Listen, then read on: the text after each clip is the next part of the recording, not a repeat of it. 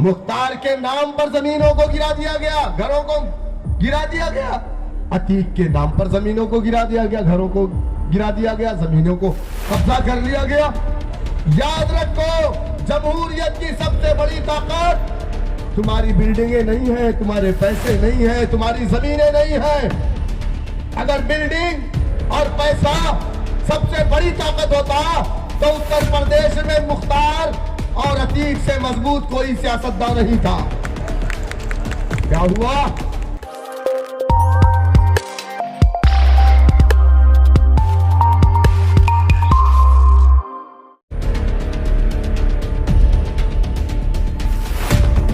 Police station खोले जाते हैं, हमारे इलाकों में अच्छे अस्पताल नहीं, शराब की और जुए की दुकानें खोली जाती है ताकि मुसलमानों की नस्लें बर्बाद हो। यह इनका मंसूबा है।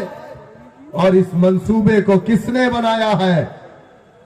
जो अपने आप को सेकुलर कहते हैं, इन्हीं नाम नहाज सेकुलर, इन्हीं लोगों ने आज मुसलमानों के हाथों से कलम छीनी और छीन करके हाथ में साफी दे दिया, जाओ होटलों में पोछा मारो।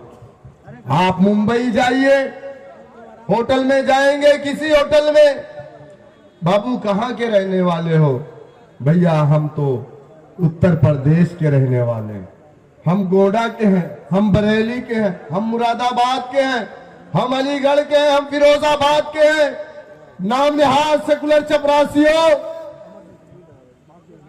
क्या हमारा यही काम है? मुझसे एक साहब ने कहा कि शौकत साहब, ये तो आपकी कमी है कि आपके बच्चे पढ़ते नहीं हैं। जब उनको कलम की जरूरत होती है उनके हाथों में साफी और पोछा होता। मैंने कहा जी सर, आपकी बात से मैं इत्तेफाक रखता हूं, लेकिन सुन लीजिए, जब बच्चा 12-13 साल का होता है, उसकी माँ कहती है बेटा जा 100 रुपए कमा करके ला, वरना तेरे भाइयों को खाने के लिए पैसे नहीं है कि खाना बनाया जाए। हमारी मजबूरी है। हमारा घर, अगर हम पढ़ने जाते हैं तो हमारे घर में चूल्हे नहीं जलते, और नाम नहाज सरकारें हमें आज दलित से बदतर बना चुकी हैं। मेरे दोस्तों, मेरे बुजुर्गों, आज शरीयत में मुदाखलत किसके है? हमारा मुल्क एक जमहूरी मुल्क है, और जमहूरियत की जो खूबसूरती है वो यही है कि यहाँ पर तमाम मजहब के लोग बसते हैं। हमारे देश का आईन इजाजत देता है। इस देश में कुत्ता खाने वाले भी हैं, बिल्ली खाने वाले भी हैं, जो हमारे यहाँ हराम है वो खाने वाले लोग भी हैं। इस देश के अंदर अलग अलग मजहब के लोग हैं।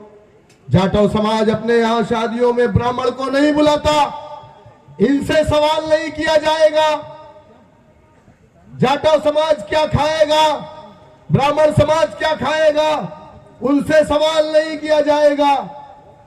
हमारे पर्दे से परेशानी, हमारी दाढ़ी से परेशानी, हमारी टोपी से परेशानी, हमारी मसाजिद से परेशानी, हमारी दरगाहों से परेशानी, हमारी खानकाहों से परेशानी। क्यों? हमारे खाने पर पाबंदी, हमारी शरीयत में मुदाखलत। याद रखो, जमहूरियत की सबसे बड़ी ताकत तुम्हारी बिल्डिंगें नहीं है, तुम्हारे पैसे नहीं है, तुम्हारी जमीनें नहीं है। अगर बिल्डिंग और पैसा सबसे बड़ी ताकत होता तो उत्तर प्रदेश में मुख्तार और अतीक से मजबूत कोई सियासतदान नहीं था। क्या हुआ? मुख्तार के नाम पर जमीनों को गिरा दिया गया, घरों को गिरा दिया गया। अतीक के नाम पर जमीनों को गिरा दिया गया, घरों को गिरा दिया गया, जमीनों को कब्जा कर लिया गया। लेकिन जिस पार्टी में उन लोगों ने अपना मुस्तकबिल तलाश किया था, आज वो पार्टी खामोश है। अगर किसी ने मुख्तार अंसारी या अतीक अहमद या आजम खान साहब की दिफा में बात किया था तो मैंने और मेरे कायद ने किया था। किसी पार्टी के लोगों में हिम्मत नहीं है जो अपने आप को मुसलमानों की हितैषी समझती है। हम पर इल्जाम लगाया गया, हमारे लीडर को जेल क्यों नहीं होती? सुन लो समाजवादी पार्टी के जुम्मनों, सुन लो समाजवादी पार्टी के चपरासियों, तुम्हारे जो कायद है ना, जिसको आजम खान ने कहा था कि मुलायम सिंह यादव के धोती के नीचे खाकी न कर, ये मैं नहीं कह रहा हूं, आजम खान ने कहा था, अखबारों की कटिंग है। मुलायम सिंह यादव के ऊपर आय से अधिक संपत्ति का मुकदमा हुआ, मुलायम सिंह यादव जेल क्यों नहीं गए? पहला सवाल। दूसरा सवाल, तुम्हारे हुकूमत में गायत्री प्रजापति कौन था?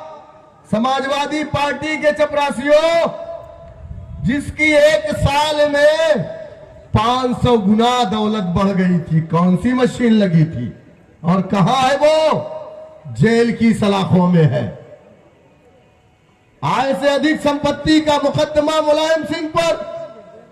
गोमती रिवर फ्रंट की जांच चल रही है, 11-12 लोग जेल चले गए हैं। भैया के पास क्यों कोई जांच नहीं हो रही है? वो जेल क्यों नहीं गए? अब आप जवाब दीजिए। अगर सवाल की बात करेंगे, और सुनो, मजलिस की तारीख है, मेरे कायद को पुलिस वालों ने मारा था, 19 टाके लगे थे, जेल की सलाखों में डाला था। मजलिस की तारीख है, मजलिस इत्तेहादुल मुस्लिमीन के बानी फख्र मिल्लत रहमा कोई 11 महीने इसी कांग्रेसियों ने जेल की सलाखों में रखा था बगैर किसी FIR के।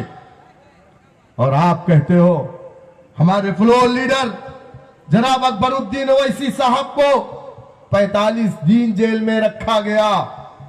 आज जो लोग 20 लाख मुसलमानों को काट देने की बात कर रहे हैं, एक तो हमारे दरमियान से गंदगी निकल करके गई, कुत्ते की खाल पहनो या तुम किसी भी जानवर की खाल पहनो, हमारे देश का संविधान इस बात की तुझे इजाजत देता है। तू त्यागी बन जा या मिश्रा बन जा, हमारे देश का संविधान इस बात की इजाजत देता है। लेकिन देश का संविधान इस बात की इजाजत नहीं देता कि तुम जैसे कुत्ते मेरे आका की शान में गुस्ताखी करेंगे। अब पुलिस वाले नहीं पकड़ने जाते हैं, 107, 116 का मुकदमा होगा, गाड़ी स्टार्ट करेंगे, मुसलमानों के दरवाजे पे पहुंच जाएंगे। तो मुसलमानों, आप फोन किसको करते हो? मास्टर साहब को, प्रोफेसर साहब को, डॉक्टर साहब को किसको करते हो? सियासतदान को करते हो। मैंने कहा ना कि जमहूरियत की सबसे बड़ी ताकत सियासत है।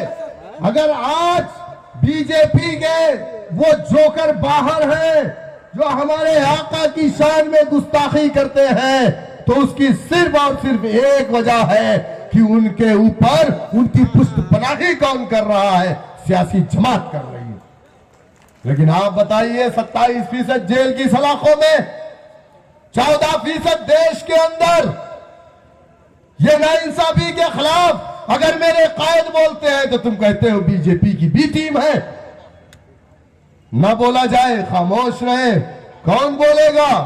किसी ने मुझसे कहा, शौकत साहब आप सिर्फ मुसलमानों की बातें क्यों करते हैं? मैंने कहा बिल्कुल करूंगा। लोग क्यों नहीं करते मुसलमानों की बातें? इसलिए हम करते हैं, मजलिस इत्तेहादुल मुस्लिमीन करती है। अगर बाइक से 3 लोग गिर जाएं और उसमें सबसे ज्यादा जो जख्मी होगा, पहले अस्पताल उसी को पहुंचाया जाएगा ना। जिसको चोटी नहीं लगी उसको अस्पताल क्यों?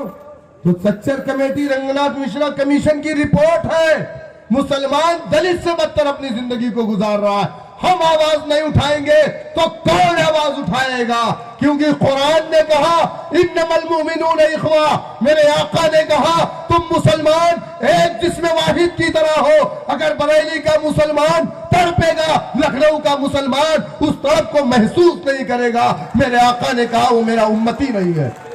ये दर्द है, ये तकलीफ है। तुम खामोश रहोगे, हम बोलेंगे। लोग कहते हैं कि MIM कहां सरकार बनाएगी? कहते हैं ना लोग कहते हैं MIM कहां सरकार बनाएगी। यकीनन हम सरकार तो नहीं बना पाएंगे, लेकिन 10 से 15 जीत करके आएंगे ना, तो सरकार को घुटने के बल लाएंगे। वो सरकार बबुआ की हो, बुआ की हो, या फिर बाबा की हो। उत्तर प्रदेश की विधानसभा में अगर विकास की बात होगी तो सबकी होगी, और अगर मुसलमानों की नहीं होगी तो किसी के विकास की बात नहीं होगी। ये करेंगे हम। 540 के बीच में आपने देखा ना, ट्रिपल तलाक पर कौन बोला? मेरे कायद ने बोला।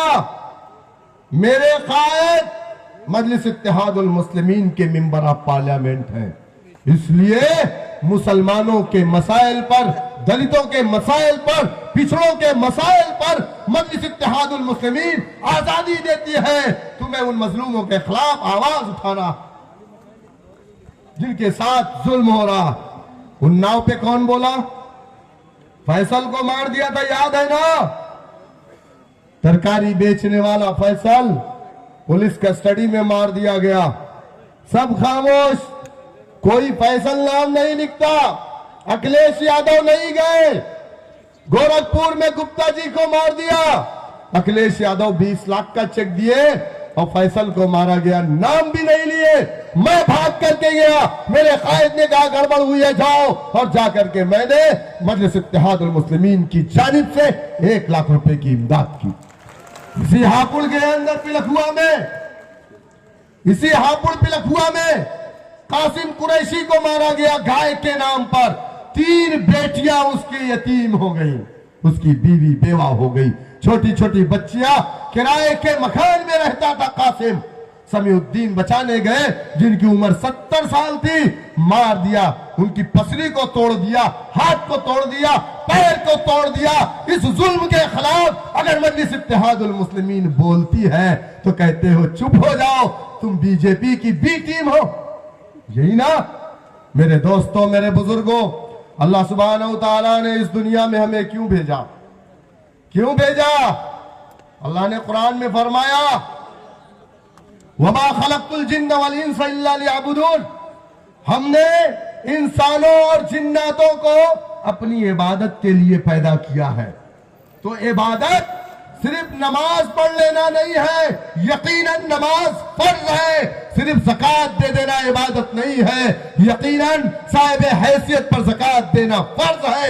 लेकिन अगर आपके बगल में, आपके पड़ोस में किसी के साथ नाइंसाफी हो रही है, अल्लाह सुब्हानहू तआला की अदालत में आपको जवाब देना पड़ेगा कि ऐ मुसलमानों, मैंने दुनिया के अंदर तुम्हें इंसाफ कायम करने के लिए भेजा था, और जब नाइंसाफी हो रही थी तुम अपने कान में उंगली डाल करके अखिलेश यादव के जिंदाबाद के नारे लगा रहे हो।